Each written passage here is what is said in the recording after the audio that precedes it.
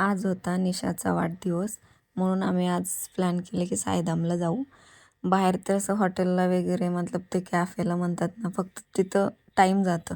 काय नाही फटाफट खावा आणि बाहेर निघा. बसून बोलायसाठी असं काही वेळ नाही भेटत. म्हणून म्हटलं मी चला साईधामला जाऊयात.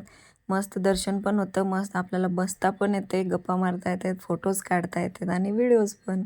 मग आलो आम्ही साईधामला. खूप छान वाटत होतं तिथे. थोडंसं पाऊस पण पडलेलं होतं. खूप मस्त वातावरण झालं होतं माहीत आहे. साईबाबांचं दर्शन घेतलं.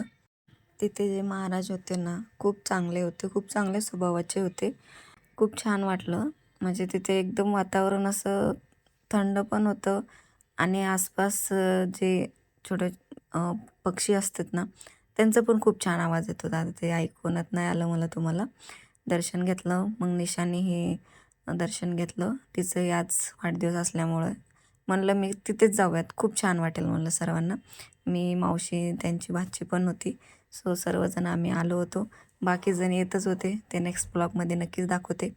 मग काय आम्ही लहान असल्यासारखं मस्त झोका वगैरे खेळलं. फोटोज वगैरे भरपूर काढले. नंतर पोस्ट मी नक्कीच करणार. तुम्हालाही असा टाईम घालवायला आवडते का? नक्कीच कमेंटमध्ये सांगा. मला तर खूप छान आवडतं.